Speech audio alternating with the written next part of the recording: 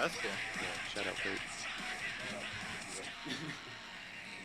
Those are for y'all though. Y'all take those. Oh, hell yeah. Hey, whoops. Here, no, that's yours. This is mine. Here, mine. Oh. Hell yeah, man. That's cool. So, do you do any music stuff? You just do video stuff? You usually just get artists on here? I watched a couple. We watched a little bit of I'll have anybody on here that's interesting. You know what I mean? Okay, Like, I have a chef coming on. Like, Oh, really? Like in like a week and a half or so. Oh, interesting. That's Yeah, cool. so dude, anyone that just kind of I find interesting, you know. Yeah. Like, I used to be in a metal band back in the day, so I saw you guys and I was like, hell yeah. Nice. Oh, hell yeah. What band were you in? There's a band called Hold 'Em Up. Hold 'em up? Yeah. I've not heard of it. How So, long were y'all a band for? We were a band for like maybe 2 years. 2 years? Okay. Yeah, just locally around Rockwall and Dallas and shit. And we used to play with Hostel a lot, if y'all know Hostel. Do we know Hostel? Yeah. They're feel pretty like big. Don't worry about it, dude. I may have heard the name, but We're all kind of tucked here in the corner, I know. My Yeah. bad. Very good. mess. No, that's cool. Now, I haven't heard of those bands. We're more like, were they more like hardcore? Yeah, Yeah, yeah. hardcore. So we were like a hardcore. I mean, we were definitely screaming. Yeah, yeah, it's hell definitely yeah. screaming. Yeah. Drop C, fucking. Oh, that's- dude, yeah. What years were y'all active? 2010 to 12, probably. Okay, that's That probably. was before I moved up here. Okay. That's okay. why we didn't start getting into like 2013. Oh, okay, cool. It's like right after that. That's when we started getting into Hell yeah. the local scene and figure out what's going on. I'm gonna set this Twitch up real quick and. Hell yeah, get man. going. What kind of mixer is that? It's just a Mixcast podcast mixer, dude. That's cool. Hey, that's cool. One of my homies really wants to start a podcast with Really? me and my roommates. Just I'd love to help him get started, dude. Yeah, we anyway, just like, don't- John had a podcast. Well, he had like a tape thing that they yeah, recorded with. it's Daniel Palmer that wants to start a podcast. Daniel Palmer? Yeah, he Jake, wants would to you do mind one with setting that up? me, Alex, and Gavin. He wanted to call it Toke Talk, Toke Talk. That's kind of cool. but we looked it up and there was already a Toke Talk. It's already taken. Yeah, it was like Toke Talk, something weed related, but I was like, So y'all smoke, obviously. yeah, I smoked Yeah, a okay. lot, but I try not to post it on the internet. Yeah, I feel you. I'm kind of the same. Right on. I did too. All good. So, yeah. But yeah, as far as like doing this shit, man, it's just Jake does all the production stuff, and so I'm kind of like handle this side, he handles that side, you know. Yeah, that's cool. Yeah, The camera. How long have you been doing it for? I don't know if you already. like 2 months. 2 months? Yeah, I know. We were checking out your channel earlier this Mhm. afternoon too, and saw Yeah. there was a few videos. We watched one of the more recent ones for a little bit. Hmm. Yeah, so the new one, like with Calypso on there, he's one of just our homies. He hit me up and brought some of his friends on and shit. Yeah. And we just kind of kicked it in chat for a little bit. Yeah, that's cool. Yeah. Yeah, that's how some of them are, you know. Hmm. So, have you been liking it? Or Dude, it's been fun. It's super fulfilling. Like I'm a fan of podcasts anyway. Yeah. You know, so it's just fun to like do it myself and Nice. talk and shit. So Yeah, just chill, vibe out. yeah, it's been great, man. We've been having a blast with it. And Jake used to do his own podcast with one of his homies. So Oh, nice. it's all kind of in our wheelhouse, you know. And Yeah. we've been in the music scene for a long time too. And so I had all the equipment. So Oh, I was like, fuck it, might as well just set it up and get going. And Jake had Yeah. the camera, and so here we are, you know. Yeah, you literally have everything. Yeah. Cool. Oh yeah. But yeah, guys, I don't really do intros. I'm already recording. Okay. Oh, nice. We're just kind of in it already. Oh, cool. Yeah. So, what's up, guys? I got Threnody here, metal band out of Texas, kind of a progressive metalcore. You guys got started 2015. Yeah, we did start 2015. 2015. So you've been a band for a while now, and vocalist. Yes. Vocalist. What are you doing, man? Guitar. Fuck yeah! I was hoping I'd get another guitar player on Oh here. yeah. Hell yeah, dude. Because I play guitar as well. Oh, nice. Yeah. So we got a lot in common. Cool. What kind Fuck. of guitar did you play? Dude, so I usually play Fender. Mine's right here. Oh, nice. Yeah, but I mean, I've had everything from Paul Reed Smiths to Deans to. Yeah. I play a little bit of everything, but I'm definitely a Fender guy at heart, you know. Yeah. I do have my brother has a Fender, but I have a couple PRSs. Yeah. In one of my PRSs. Yeah, I see your Ibanez that you play too. Yeah, dude, I got that Ibanez Prestige, and I didn't think a guitar could get as good as that. Right, guitar. right. It's just so good. What, the Like- Deftones one? No, the Ibanez one I have. It's just so good. I had a LTD Stephen Carpenter. Oh, okay, hell yeah. I still have it actually, but it was just so heavy, and like it just hurt my back to play that. Right. Show. Like, Do you have a mic that you take to shows? Yeah, I do have a telefunken mic that I just got like a month or two ago. Hell yeah. So it's like a little custom one. It's like black and has the blue grill. Mhm. So Yeah. First time I used it was at the So What show actually. Oh fuck yeah. Yeah.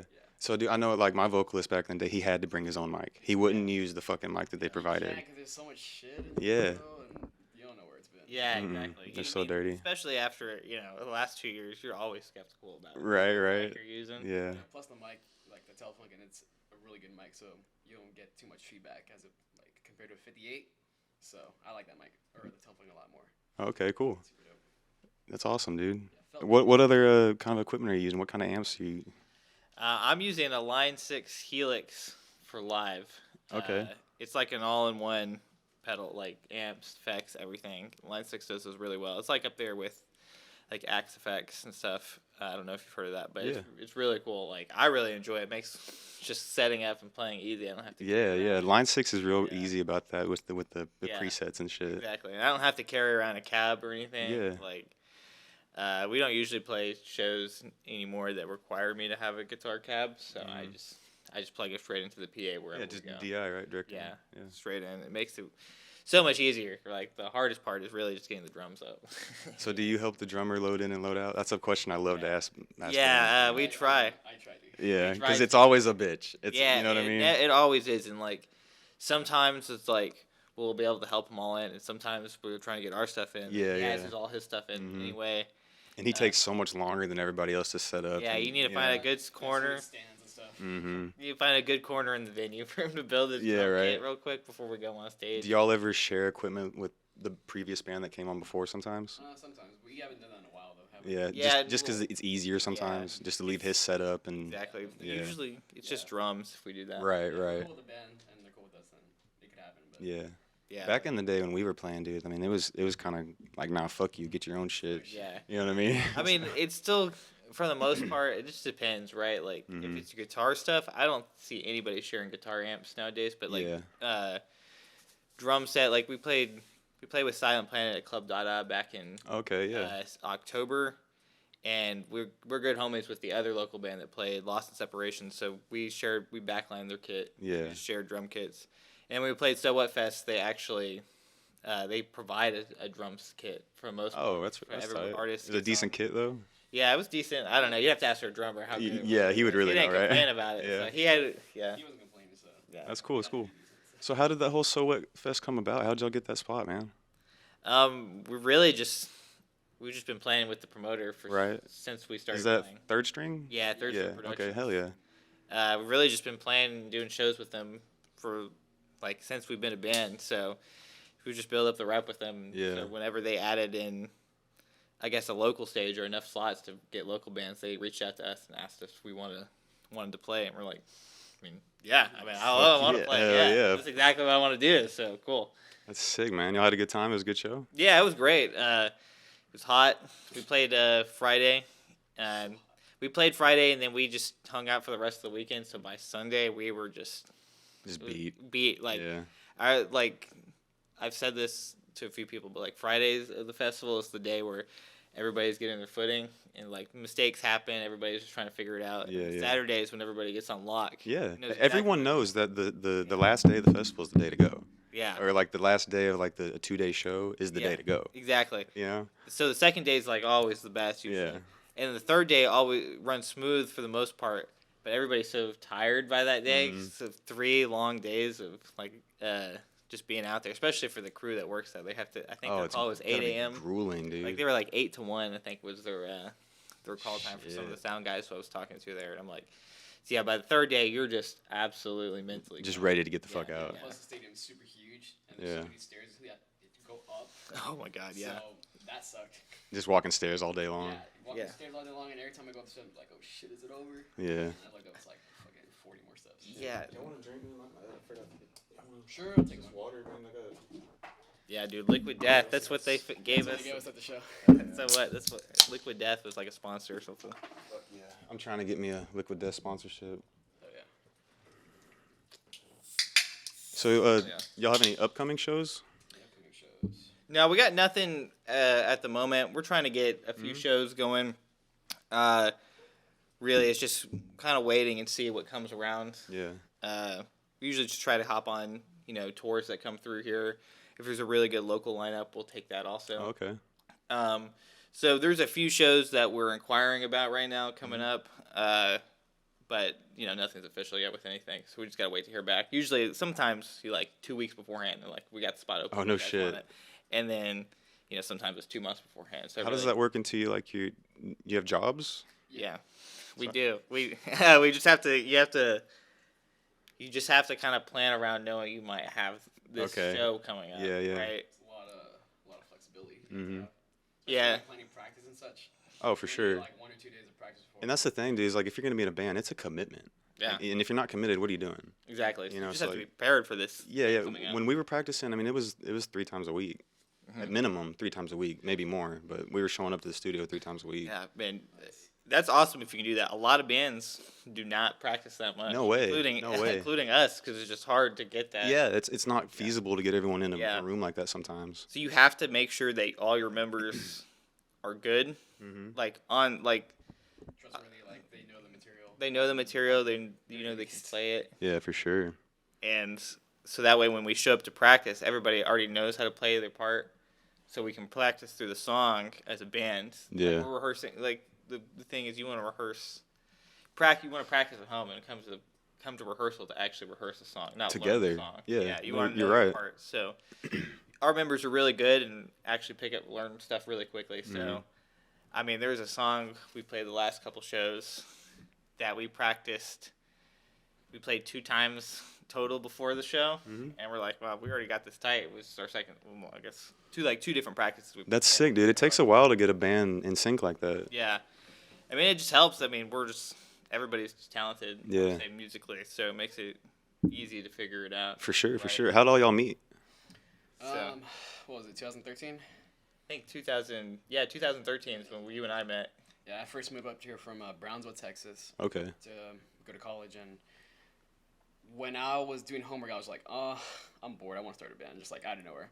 So then I go on Craigslist, because back then Craigslist was actually cool, or not super like fucked up. Super weird now. Super weird. Yeah. 9 years ago. So check, and I see a post looking for someone, or like someone wanting to start a band, and like he listed Fit for a King, all these bands I was into, and hell yeah. this guy's post. Yeah. No way, a Craigslist post? Yeah, I literally made a Craigslist post, and the funniest thing about it is he lived 5 minutes up the road from me. No shit. Yeah. Then we ended up working at the same movie theater together.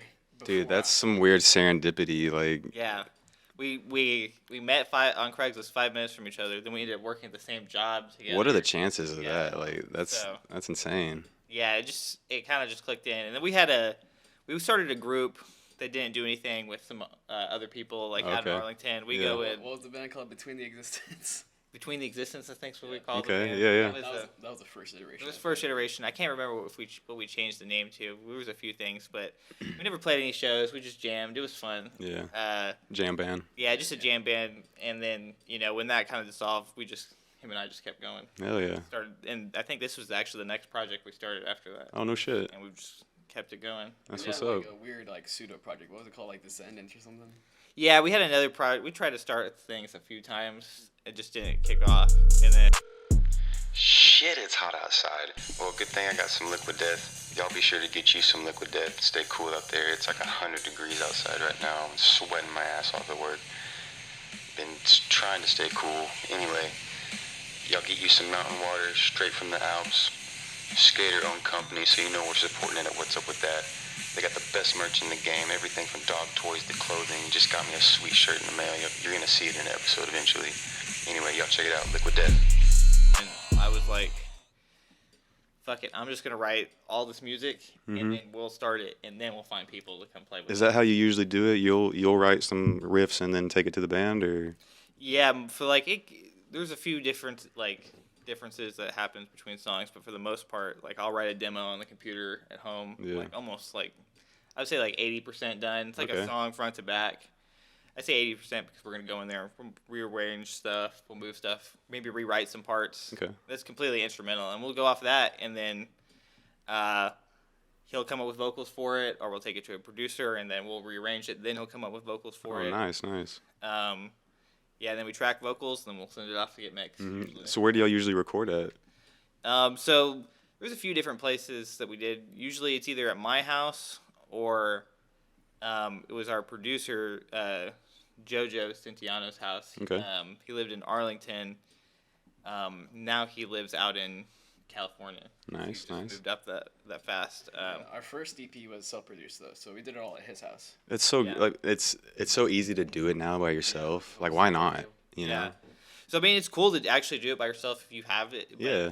But also, it's like it was such a stress for me because I'm such a perfectionist. Yeah, that, yeah. Like it was never good enough for me. I Dude. can't separate myself enough from the art. That's how I am. I'm never happy with stuff I Yeah. record. Never. So it took a while, and what I do is eventually I'm like, okay, start divvying out how it's done. It's like the first one we mixed it, mastered it all ourselves. Like we recorded it at my house, recorded all the instruments. He came over, we did the vocals. I mixed it, then I sent it to him, and he mastered it. And then after that, it was like, okay, we'll record it, we'll write it, then we'll go to somebody else's house, retrack it, and have them mix and master it. And then now I'll write it, then we'll go back to another writing session with it. Yeah, yeah. And then we'll send it off to a dude in Sweden to mix now. Jesus. Who's a big Everybody's touching it. Yeah, so the more hands, what I've learned in seeing to be the case, the more hands that touch the music, usually the better it comes out. That's true. You get a whole bunch of different inputs and Yeah, exactly. It's like it's a process. When you're first starting out, it's usually you usually just want it to be you guys, so you can figure out how you're gonna write sure. as a person, and even if you're not writing with anybody else, just as an individual. But when you get more into the industry, it usually helps to get more hands on it because you get more experience, more different perspectives on it, and But it's also like a double-edged sword. Like if you get too many cooks in the kitchen, then Yeah, yeah. fuck up the whole process. But, exactly. like, So who's some of y'all's influences musically? Who y'all listening to? ooh, I'm gonna listen right now. I'm listening to like Loathe, Void of Vision, are like probably my two most played artists right now. Okay. Yeah, I'm jamming. What am I jamming?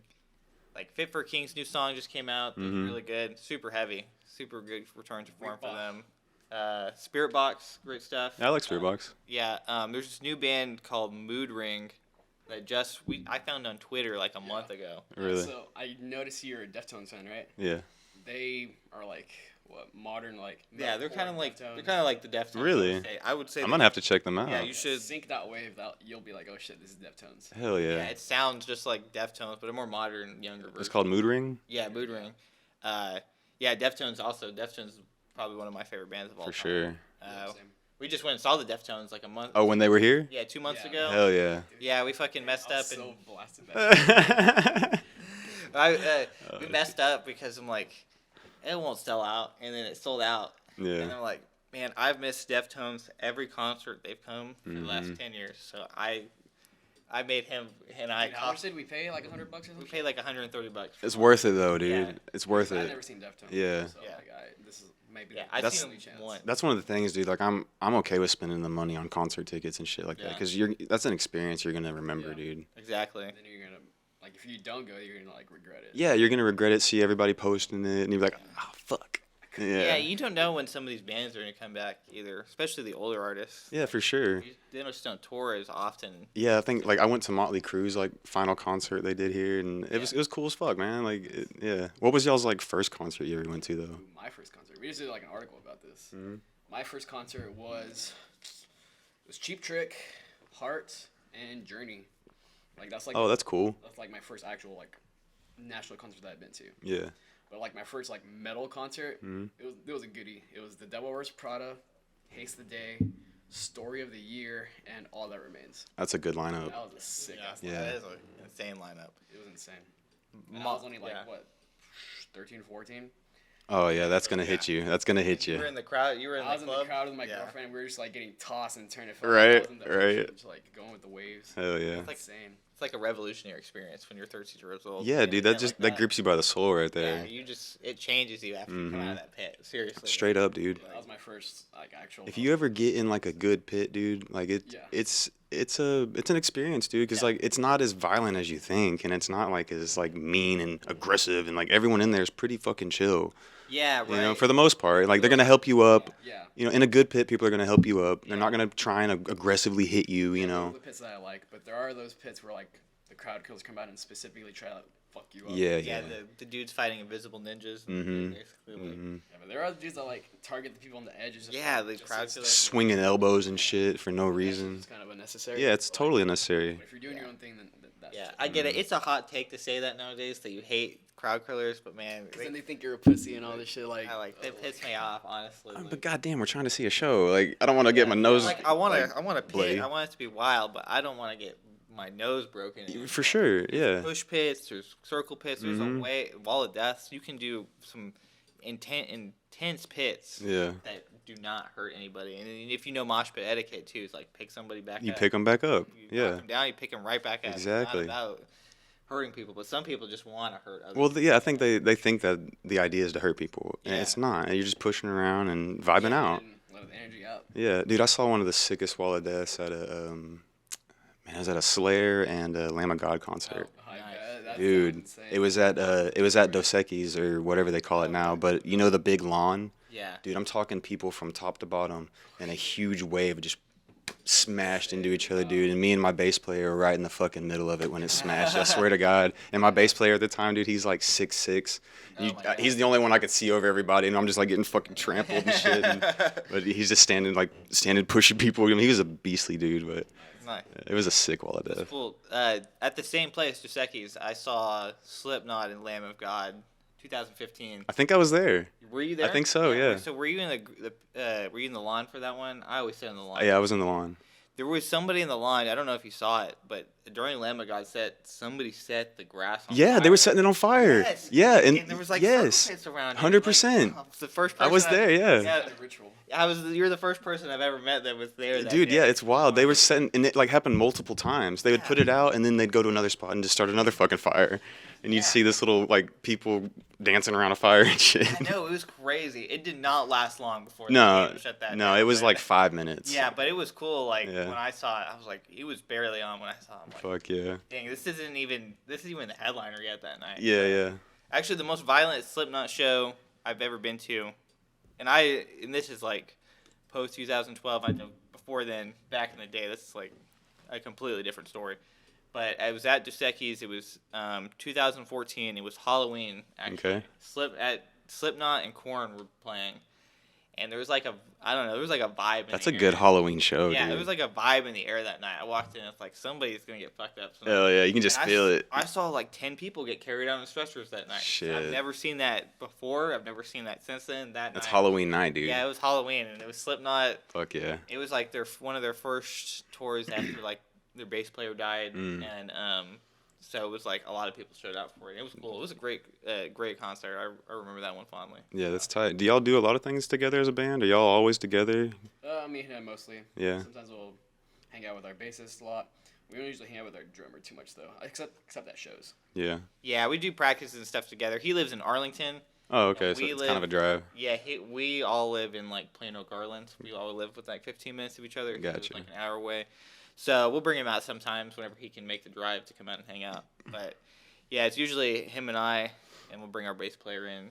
Like, we'll go do stuff. We'll go to concerts together and stuff. Yeah, like we're that. supposed to go to the Era concert together. I don't know if Yeah. our drummer's gonna go, but definitely me, Chris, and John are bassist. Okay, yeah, I think it's good to do things together as a band, man. Yeah. Like you get a tighter vibe together in relationship, you know, because you spend time with these people on stage all the time, and you can see if like there's not really a connection in a band, you know. Yeah, exactly. So I think it's good to do things together. Is there something y'all do like outside of music together, or like not together, but I mean like do you do other things outside of the band? I mean, him and I play video games together. Oh, okay, okay. Yeah, we just fucking dueled Yu-Gi-Oh right now on our phone. Yeah, we Fuck play, yeah. we play Yu-Gi-Oh on our phones. The new game that came out a few months ago, it's the Yu-Gi-Oh Master Duel. We Yeah, played yeah. Yu-Gi-Oh a lot as kids, so when it came out, we. That's kind of cool. I hadn't heard of that yet. Yeah, it's cool. It's like the full game and everything, and all the cards free to play. No shit. I'm playing every day for like the past 2 weeks. I'm gonna check so that out we- too. So we just been we just dueled each other earlier. Yeah, I was like, dang, this used to be a whole card setup. Fuck I had to pay all this money for these cards. Now I just got this. I didn't pay shit for any of these cards. Damn. The deck that I'm using, how much does it cost? Like 300, 400 or something. Yeah, in real life, it's like a $300 or $400 deck. And you got it and you just play it in the game. And you get Yeah, money. that's sick. So it's like, I didn't know they did that, man. I used to have a fat stack of Yu-Gi-Oh cards, yeah, man. dude, the game just came out this year, so it's like, Yeah. it's on your phone, it's on PC, Xbox. Hashtag ad.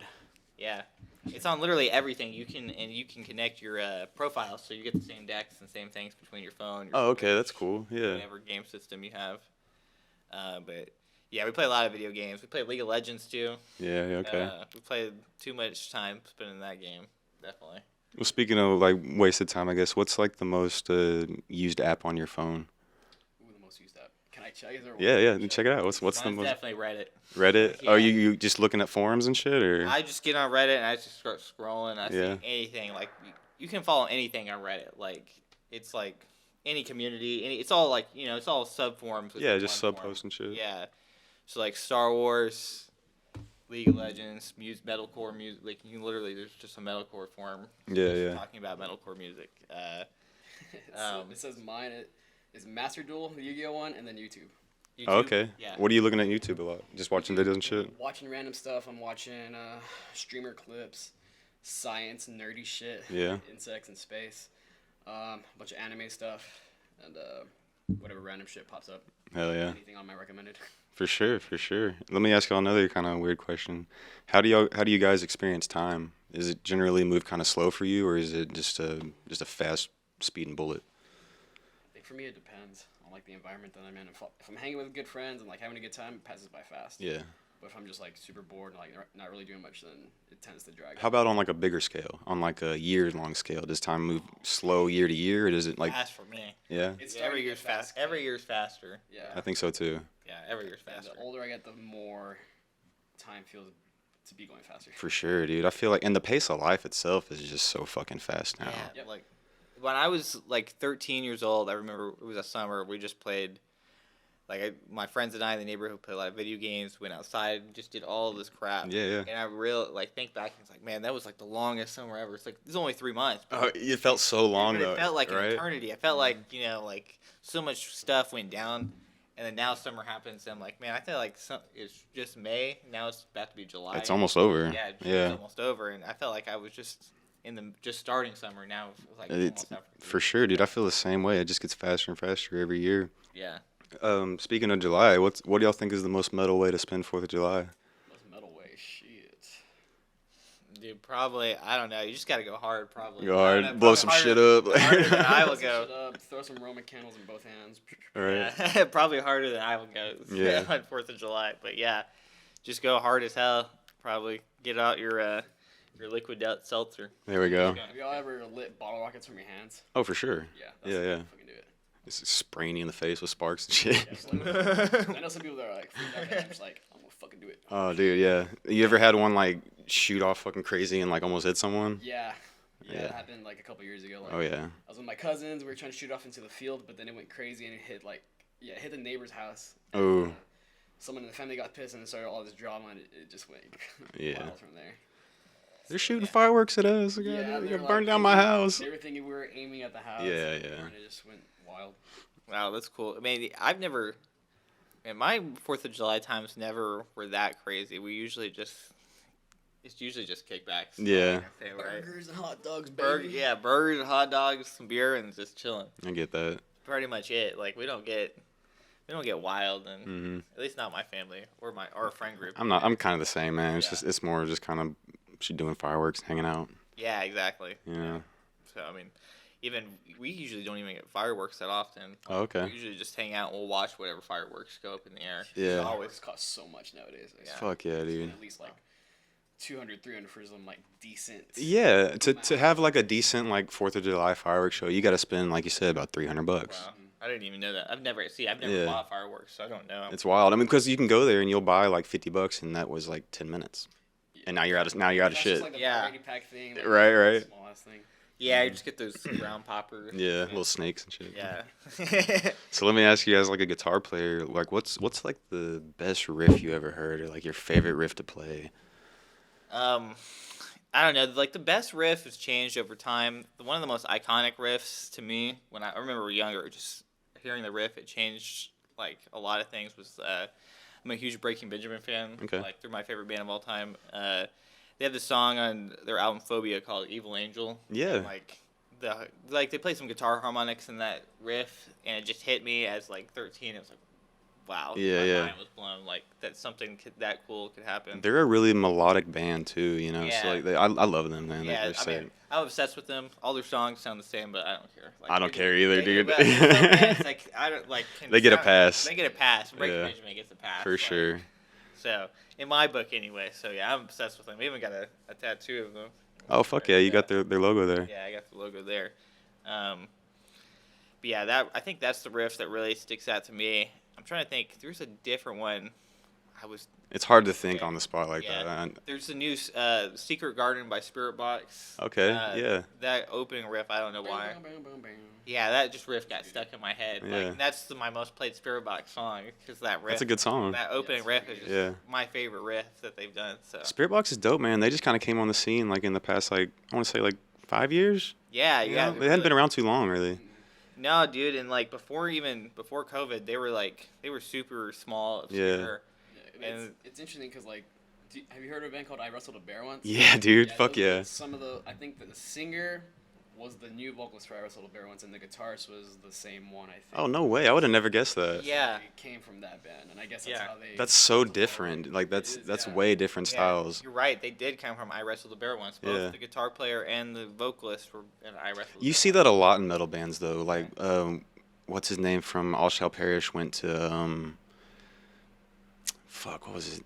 I don't remember what Suicide Silence and All Shall Perish. They had Oh, like yeah, I think you're right. their vocalist, wasn't it? I I think think so.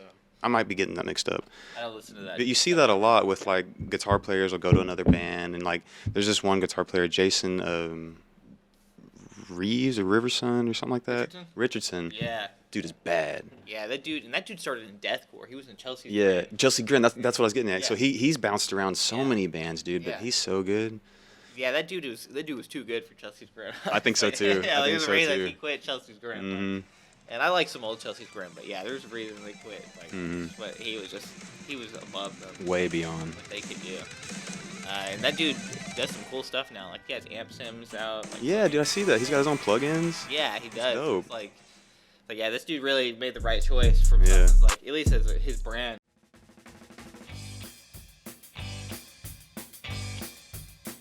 Kick, push, kick, push, kick, push, kick, push, kick, push, kick, push, kick, push, kick, push.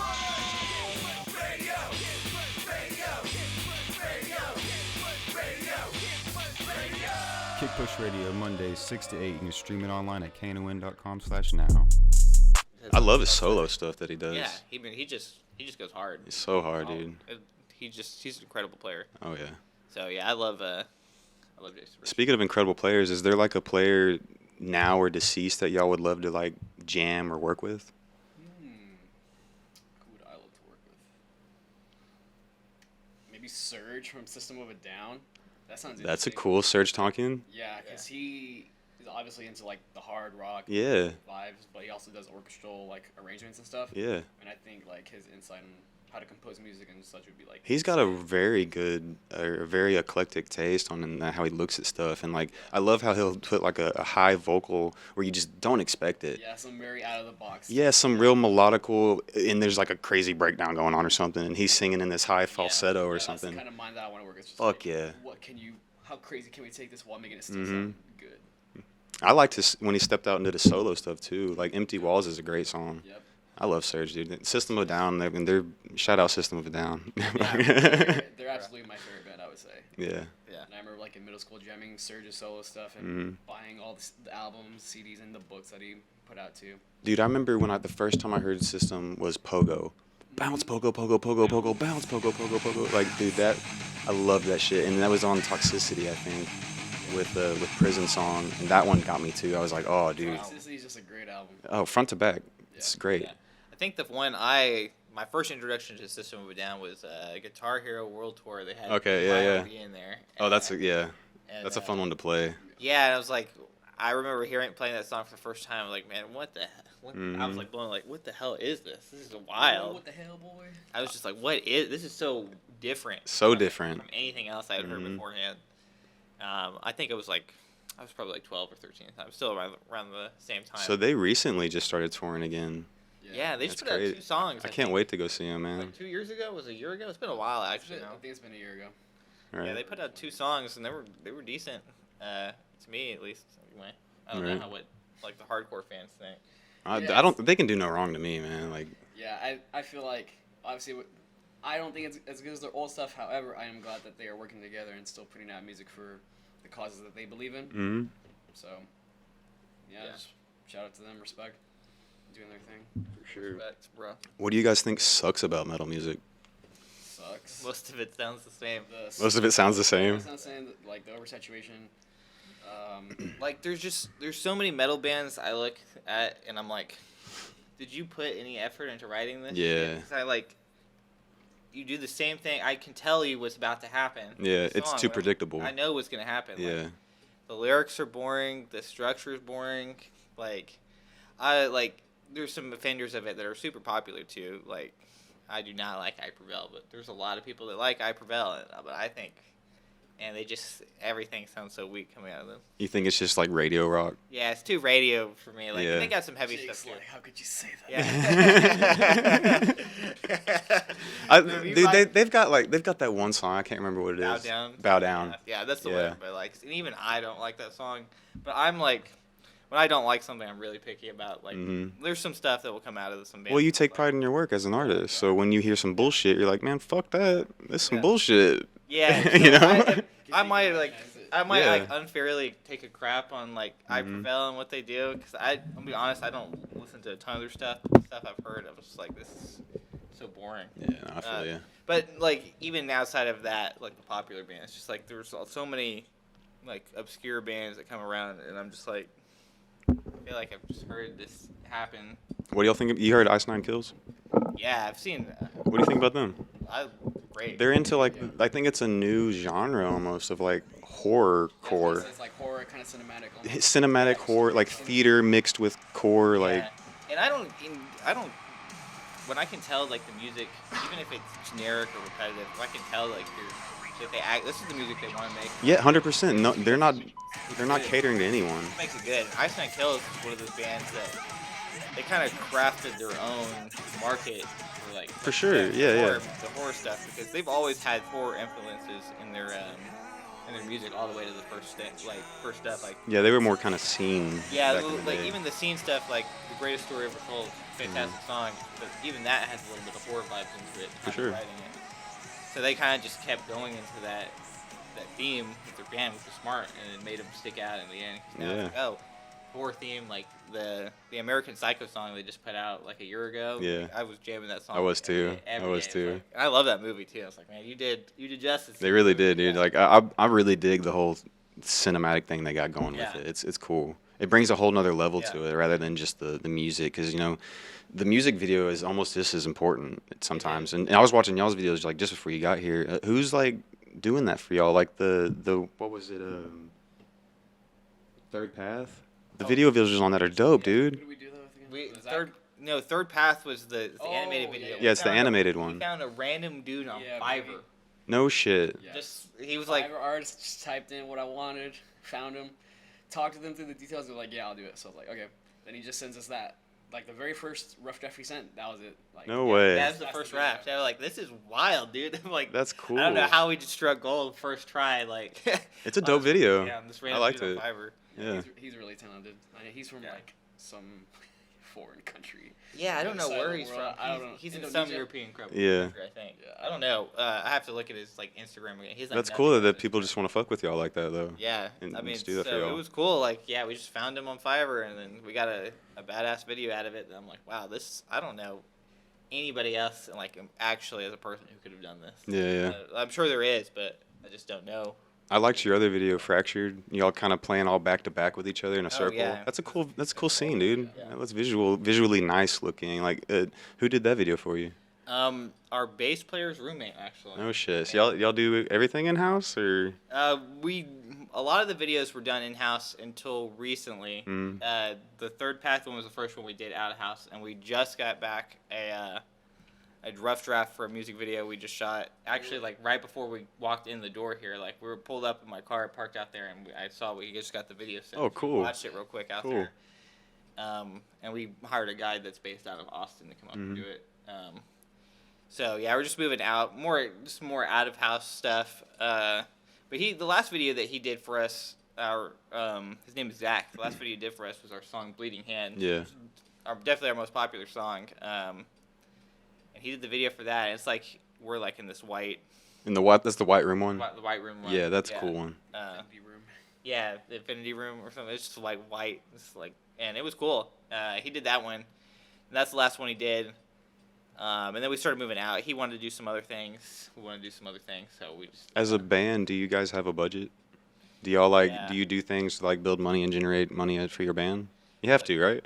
Yeah, like basically any money we make just goes right back into it. Like t-shirt sales. Yeah. Yeah, we don't pocket any of that. It just goes right back into whatever the next. That's thing how you have to do it. Yeah, like whenever we get paid by the venues, which is rare. Yeah. Just put that straight back into like paying for the cost of the studio time to record new songs, new merch, like printing shirts, like any. So tell me about your merch. I mean, where can they find that? Y'all have a website or? Bandcamp. Yeah, it's on our Bandcamp.com. You can also go to our Instagram or our Twitter, and Threnody at ThreNodyTX, and we have a link in our bio that'll take you to our Links in bio. site. That will have a link to our merch directly. For sure. Yeah, I was checking y'all stuff out. There's some cool shirts, man. Yeah, I'm gonna have to get one. Yeah, they're cool. We just got new prints of them actually about a month ago for the festival, so we still have some shirts left over. Do y'all? Go ahead. We're trying to print a new design. Like, have you ever played Elden Ring or heard of it? Yeah, I know of it. Yeah, so we're trying to get a new design based off of that. Oh, that's cool. Yeah, so put too much time into that video game. So it's in the drafts right now. It's near completion for the rough draft of it in the computer. Then when we get that out, we're gonna do try a pre-order a shirt for the first time. Yeah. Do you know Ronnie the Witch? Mm-mm. She's like the blue girl with like 4 arms. Okay. Like do a design based off of her. That's tight. It's gonna be weird. Do y'all always have a lot of heavy input into this stuff, or are y'all designing everything? Or? We don't design it directly. Some different people design it. My brother's a graphic designer. Oh, okay. A lot of stuff. That's handy. We paid some people for designing shirts. Usually we'll kind of do what his vision is visually. Right. And then he'll communicate to the designer, and then they'll make it based off that. It's all a collab. Yeah. Yeah. That's cool.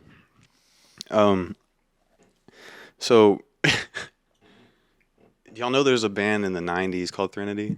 Yes. Yeah, dude. There's actually a couple called Threnody. I was talking to him about this like a couple months ago. Really? Yes. One of them came back from Resurgence. Yeah. Yeah, there was one that made a resurgence from the 90s and had stuff in not on Spotify, but on the YouTube stuff, YouTube Music. We got listed under the same band as them. I noticed that. And we're like, this is so weird. But these band so we might be looking into getting it trademarked pretty soon. But we're like, well, these bands kind of just stopped. They just stopped. Why years not? Ago. Yeah. Nobody knew this band either. Yeah. They had. I didn't know it until I Googled y'all. Yeah. And I was like, oh shit, this is another band in the 90s called Threnody. Yeah, exactly. They were in a metal band too. Yeah, and that's the weird thing is yeah. they're another metal band. All the Threnodies have been metal bands. Oh, okay. How did y'all go about picking Threnody as a name? Because you know what? Obviously, Threnody is a song to a deceased loved one or something. Yeah.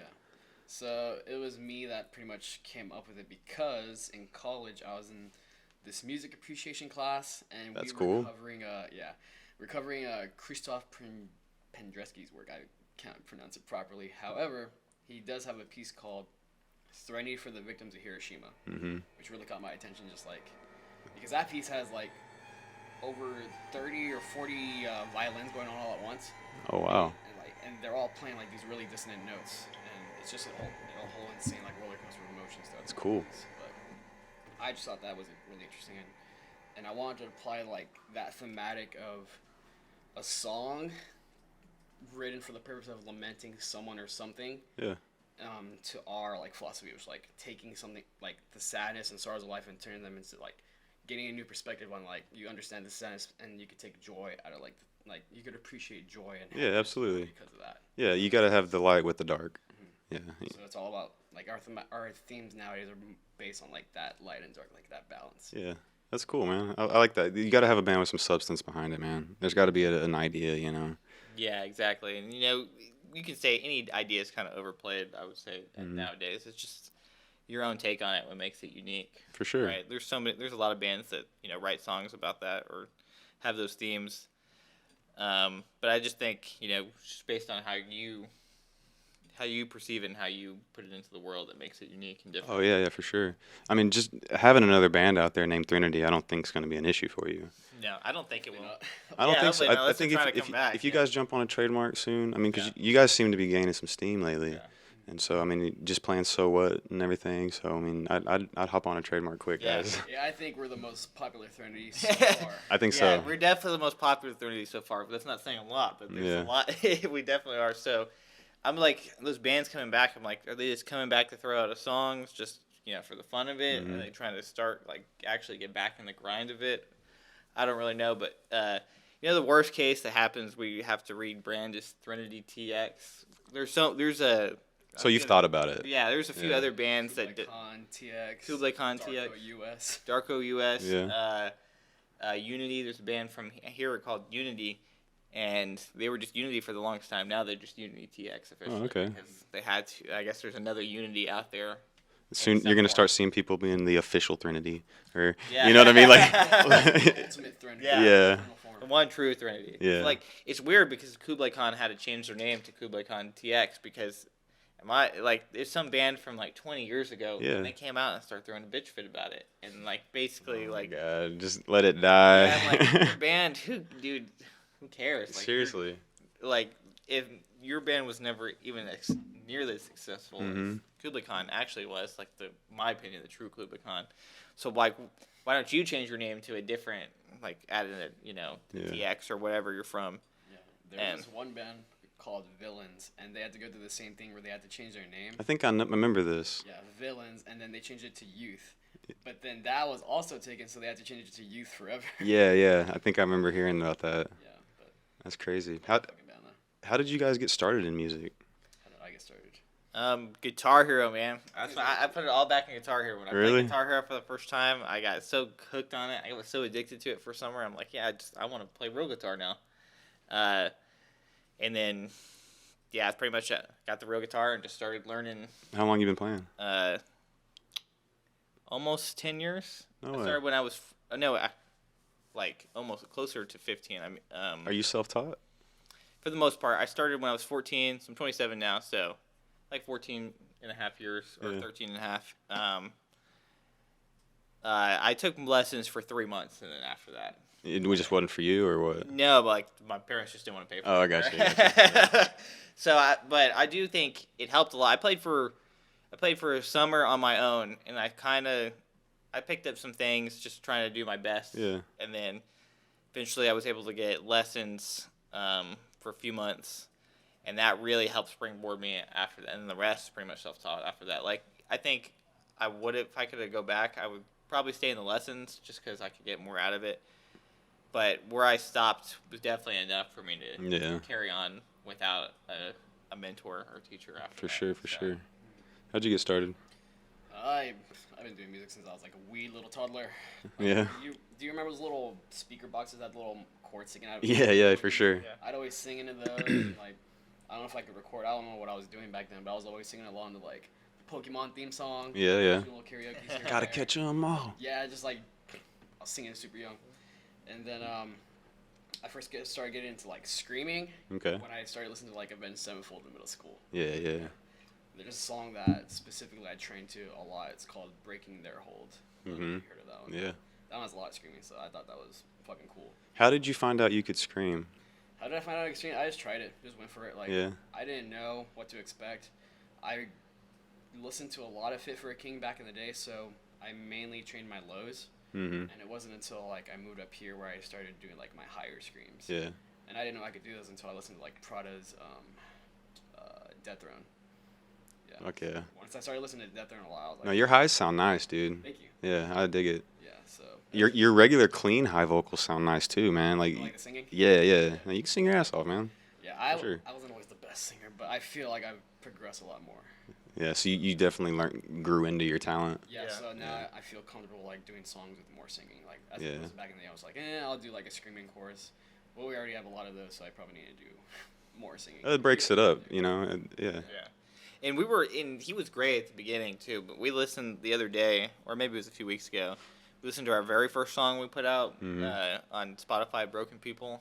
We listened to that one, and then we listened to the newest song. I'm like, man, your vocals are like, beforehand you sounded like the guy from The Devil Wears Prada. Now you sound like Austin Atkinson. You sound like yourself. Sound like yourself. Yeah. You came into yourself. Yeah. That's A lot- cool. A lot of people say that, so I'm just like, okay, I'll trust it. I'll believe it. Yeah. And I'll just keep like doing my thing. I think it's a great sound, man. I mean, because you know, like when you are a scream vocalist, you kind of are the sound of the band in a way, you know. And I think it fits y'all perfectly. With your guitar riffs and your drummer, y'all mesh really well, man. You sound really tight too. Nice, thanks. Yeah. Yeah, we put a lot of effort into doing. I sat at the computer for hours, like, Yeah. going back and forth, like, changing like just drum beats around, like changing guitar riffs around. I'll record it. He's always doing demos. Like today, he was showing me like this bass plugin he just got, and he's doing the MIDI for it for a demo. Hell yeah. Yeah, for one of the next songs we're about to, like in our process, like I just rewrote this one. Now we need to take it to the producer and go through that writing process with him. That will usually result in, riffs being moved around, maybe some stuff taken out, maybe some new parts added in. How long does that process take for you from you go to where you've got it on a project to like a finished track? Depends. Like I think if you add in all the time between doing stuff, sometimes it takes a while. Sometimes it moves pretty quick. But I mean, like beforehand, back in the day, I'd spend like 2 or 3 weeks writing a song, maybe a month sometimes. And now I can, when I sit down to write a song, I can usually get a pretty good front to back idea out in a week. That's pretty quick, especially for instrumentation. Yeah. You know? What I've learned is that if the faster I try to finish it, usually the better it comes out, because my mind is still in the area. of Yeah, that yeah. idea. If I stop the idea, come back and don't do anything for a month, and come back, my mind's not You there. can't do that. You're not in the same vibe, and Yeah. music is so situational, man. Like once you're out of that pocket and you go do something else, it's hard to get back in that pocket. So sometimes I won't start a song unless I know I have like the next 2 weeks I'll have time here to actually just go dig deep into the song and knock it out. Well, you want to put your best into it. You know, Exactly. you don't want to put any half-ass shit out.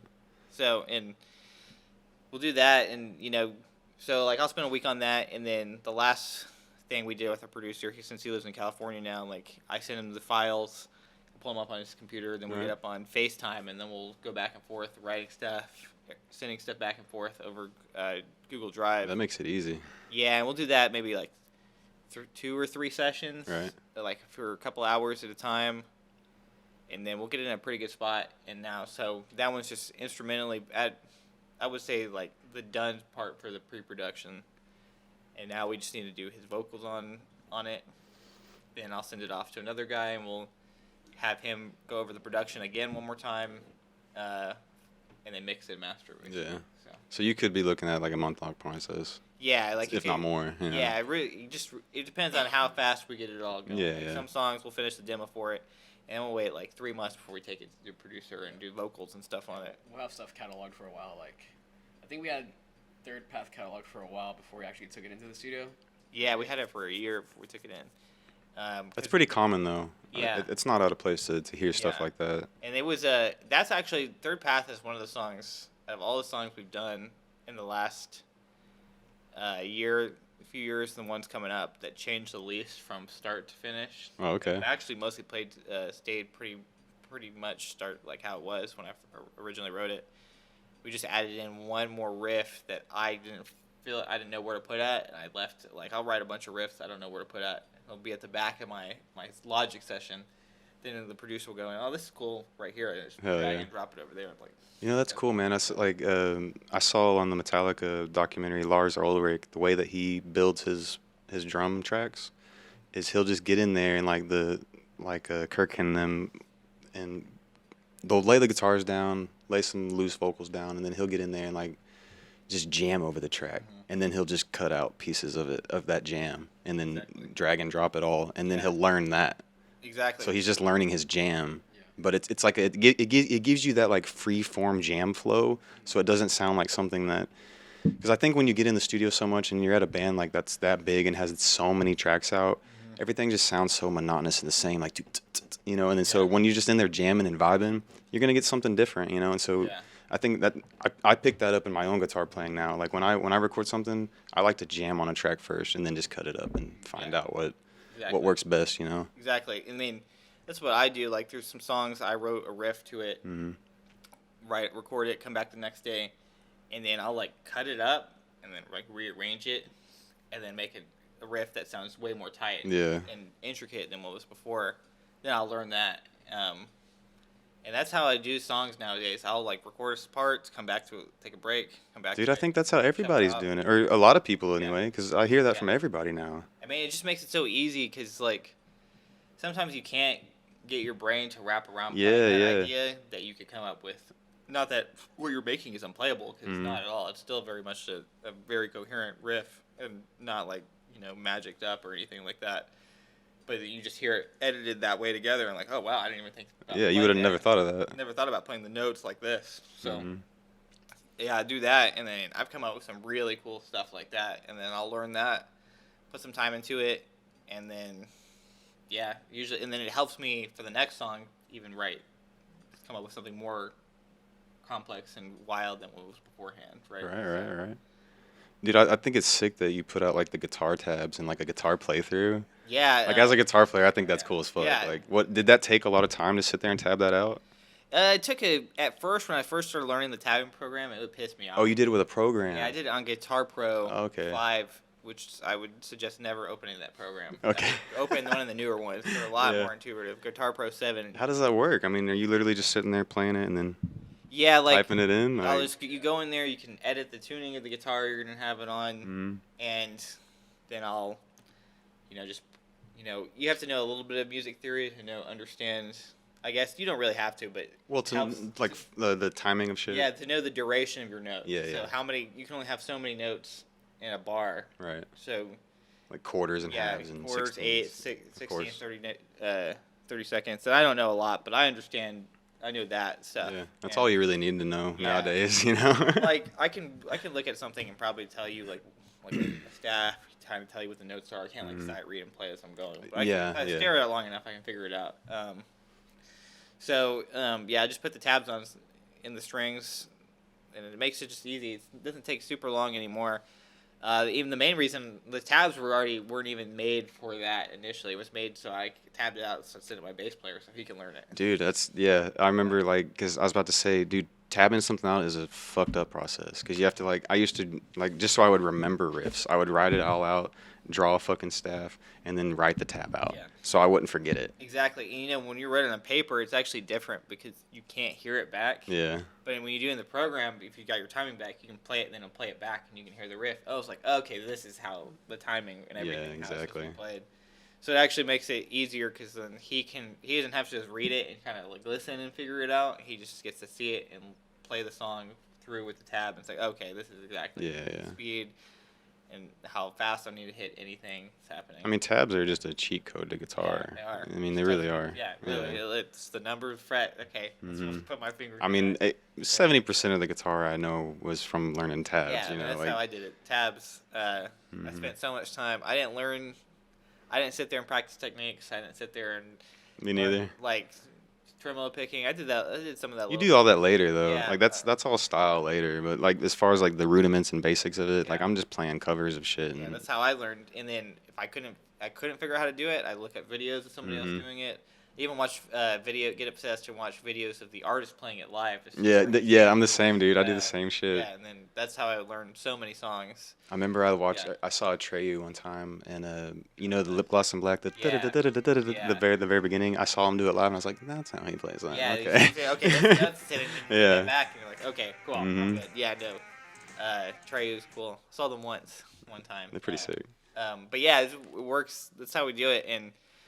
So I was like, man, I'll just put these tabs out on Bandcamp. And I was trying to figure out the best way to do it because you can't, upload the file. Mm-hmm. I just wanted to upload the file so people could download it for free.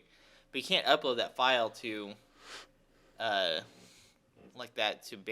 So I put it on Dropbox and put a link in the description on Bandcamp. Yeah. I don't know if anybody's downloaded it or messed with it, but I I felt like a checklist to me. It's cool, dude. Yeah. I think it's something a lot of bands don't offer, and people like me, like guitar players, they're interested and they want to see stuff like that, especially the playthrough. Yeah. I think that's cool. Yeah, no, in the Third Path song, we're just I have the tabs mostly ready on that. I just need to clean them up a little bit, and I can put that one out on the internet too, for people to download that are interested in it. I don't know if I'll do a guitar playthrough like that. For I think you should, dude. I think you should do a playthrough through all your songs, honestly. I want to. I'm trying not to steal the spotlight a little bit. I want to. No, I mean all of y'all should. I mean, you should do a vocalist that's what little spotlight. Do the drums, do the bass, dude. People want to see it. I'm telling you, there's an audience for it. Yeah. So I was trying to determine, is it cheesy to do a playthrough for every person I don't every think so. song, or should each person get their own song? I think it'd be cheesy if you did all of them. Okay. It'd be cheesy, but if you picked one song and all y'all did a breakdown of it, I think that's cool as fuck. Yeah. You know what I mean? But if you go around and do like every single one, then people are gonna be like, all right, what are y'all doing? Yeah. You know, like it's kind of weird. Exactly. So yeah, I did Bleeding Hand, and then so I was gonna try to get him to do the vocals for Third Path, to do a vocal take, and then the song we got coming up here in a couple months. I want my drummer to do, because that's the first one he got to really put a lot of himself into. Yeah. And then I'll let my bass player pick whatever he wants to do after that. Whatever he likes playing best, he can do that. So Oh shit. So let me ask you a final question here. Have you ever had like a fucked up experience on stage? yeah. Yeah. The backtrack's just completely crashing. That happened when we first started. Your backtrack just stopped, I was or thinking of another one, but that was fun. that- let's hear them both. Yeah, so this happened a lot actually when we first started playing. We played our backtracks on an iPad. It wouldn't stop. Either our earlier drummers would get off time with them. That was not playing it on fast enough, whatever. Yeah. Just didn't know it well enough, or got a little bit off time. Do y'all wear in-ears? Only our drummer does. Yeah. We just can't afford the full in-ears yet. I hate them. Yeah. I don't like them. I haven't played with them. I'd like to try. I probably couldn't do it because I move around too much and they'd like fly out. Dude, they make some pretty legit ones that would. That stand? Yeah. Yeah, you can find some ones that For stand. sure. But I've never had one that actually stand. yeah, we played. They're expensive. Our second show ever, we played at the Rail Club in Fort Worth. We played a Battle of the Bands for Dirty South Festival in 2016. And we played our last song, the backtracks, we got off by like a measure or two. And we were off, and it was noticeable. I could see the video background. We all laughed. Like, it was fun. Yeah. But we still somehow won that Battle of the Bands, too. Really? Like, we were definitely not the highest band that night. I don't know how they gave us the win, but they did. So we ended up playing the festival. And the festival tracks fucked up even harder than beforehand. What a mess. And it was embarrassing. I could see some faces out there in the crowd. I was upset that night. Oh, It was I'd be so embarrassed. It was like our third or fourth show, and I was upset. And that was the most upset I've ever been after a show. And it's happened since then a few times. Each time we've been better about playing it off or not what to do. Yeah. Nowadays, I got it down so well that they don't fuck up anymore. That's tight. They That's might just- still, like, you got to be prepared for it, but I just know, like, I know that they're not going to mess up. as long Yeah. as it's You had to go okay. through that trial and error. Yeah, right. You just learn a lot. So that's what sticks out to me. And nowadays, the tracks are always on tight. Everybody's on tight with them. So they haven't sounded off in a long time. That's cool. What was the experience you were talking about? I was talking about the one where we just show up and like the PA is just the two speakers. Oh, I forgot about that one. We played at the tattoo shop in Garland, Texas. Okay. Well, I was talking about that. I was talking about the one at Killer's Tacos in Denton. Oh, the same thing happened at two It's the venues same then. shit. Killer Tacos in Denton, little taco Maybe shop. The tattoo shop is probably worse because you couldn't even hear me. Like, Yeah, the tattoo shop Oh, was that's worse. I mean, I horrible. pulled up to that show and I got a fucking nail in my tire. In the Oh, you parking should lot. have known right there. Yeah, like everything was off. Yep.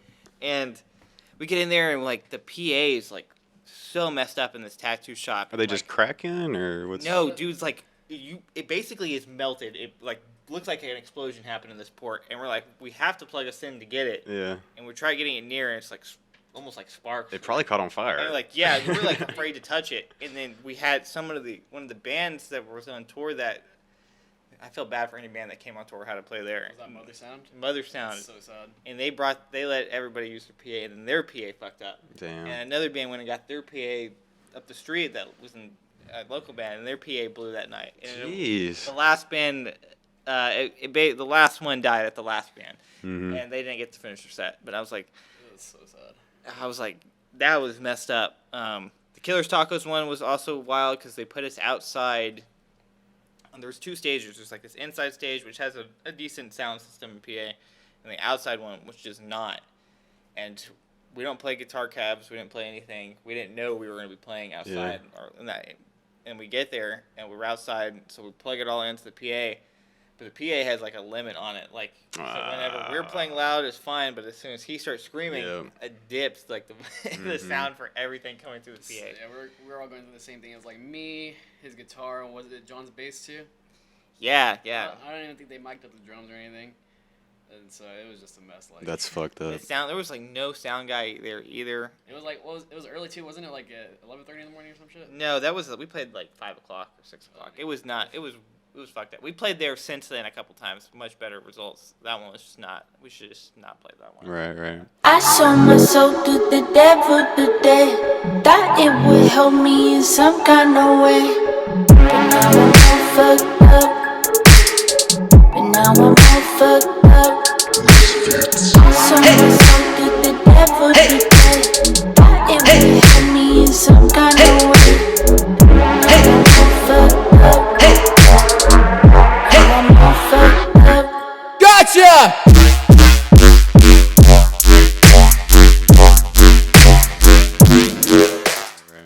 No, we've had that happen before with our band. Like the vocalist and the sound guy had a beef. Oh. That's not the person you want to have against you when you're doing a show. Yeah, trust me. I've talked to guys before. So he would go and turn. He turned my homie Parker's mic down. Oh no. In mid-show. Wow. I mean, I'm talking silent. Jeez. While he's in mid-scream, and dude, it was That shitty. happened to Tooth and Nail at the Curtain Club, I I think. think it did. It also happened to me. We played. I'm so embarrassed when I think about this. My band members give me shit about this all the time. We played at what was that place called? Reno's Chop Shop. Okay, Reno's yeah, Chop fuck Shop yeah. In like 2018, 2019 area, and like we're two songs in, and one of my homies comes up to me and just like says, "There is no guitar coming out of the PA whatsoever," and I'm like, God. okay, so I go up to the mic and I like tell them like, hey, can we get more guitar in the PA? And then that just basically started a chain reaction of events. Like, how can you tell there's no guitar in the PA? Like, you wanted your monitor. It's like, no, nobody can hear it. And Yeah. I said some shit to them. They said some shit back to me. And then my guitar got muted. And then we got the last song cut. My guitar got actually muted. And then we got the last song cut. And then, yeah, it was embarrassing. I look back at that. I feel like, man, if I just acted, if I was nicer, actually that whole thing would have been fine. Right. If I got pissed off, the whole thing just went downhill. Yeah. That same sound person at a show recently. Yeah, that was the funniest thing. Like, this is at Reno's Chop Shop, and I was like, we were pissed at each other. I apologized at the end of the night. It was okay. And then we played a show back in April at Southside Music Hall, much bigger venue, with Fit for a King and Silent Planet. And that lady that did sound for us is the one doing our monitors. No way. And I was like, oh, shit. Wow. Did she remember? Yeah, she remembered. I didn't really say anything to her. My bass player, who knew her beforehand, actually was on good terms with her, went and talked to her and like eased it over at the beginning of the day, like to make sure that we were gonna be chill. It was fine, and I was super nice and respectful. Like, don't go and mute my boy's guitar, all right? That show especially. Like Yeah. the other one was a local show. No, that was a bigger show though. This one we just played was actually a really big show. Who did front of house for us? Our boy from Our boy David Vega. He's done sound in Deep Ellum area he's done sound for us so many times. Oh, that's cool. He did not mute us. We sounded thick. Yeah, we sounded good that night. We had a good sound. If anything, she muted us. The person that we pissed off, she did stage monitors. So it would only been our stage. Yeah. Outside the PA, nobody would know anything that's happening. So great times, wild times, had some shitty times, but it all made us better where we're at now. For sure, man. Is there anything like we can promote for you guys? Or y'all want to send any traffic y'all's way, man? We got our socials, Threnody TX on Instagram and Twitter. Check out our YouTube videos. We just have 2 music videos that came out this year. We got another one coming out hopefully by the end of the summer. Like I said, we just got the review back from today, so we just got to go through a few more steps with that. Hell yeah. Release schedule set up, promotions, what we're going to do for marketing with it, all set up. Got some new that we're want to write a little concept EP. We got a concept EP we're about to start. We got 2 songs even that in the back burner that we're about to track vocals on and get those out by at least one of them out hopefully by December, and the other one out early next year if we stay on schedule with everything. So we got music coming up. We got music that just came out that's doing really well. Check us out on Spotify. Songs Bleeding Hand and Third Path. Yeah, y'all are doing pretty well on Spotify. Yeah, there's songs for the first time. We've with these songs we cracked like over 10,000. Yeah. Bleeding Hand. It's actually at 22,000 right now. That's sick, man. Third Path is at somewhere in the 9,000s. Yeah, it's definitely doing well. So we got more coming out this year. Hopefully in like 2 or 3 months. Sick, man. I'll be on the lookout. Y'all be looking out for it too. Anything else, guys? Y'all want to throw out there? Not really. I don't know. Y'all good? Email Southside Music Hall. Tell us to let us open for Devil Wears Prada in September. Oh, true. Yeah. Play those cool shows. Yeah, that's what we're trying to request us. That way we can get on that show. There you go. Yeah, y'all request Threnody. Check them out on everything, man. Emails, comment. Posts. Yeah, like, subscribe, all that shit, man. Yeah. Y'all check them out. Y'all be you. We're gonna be us. Y'all take it easy, guys.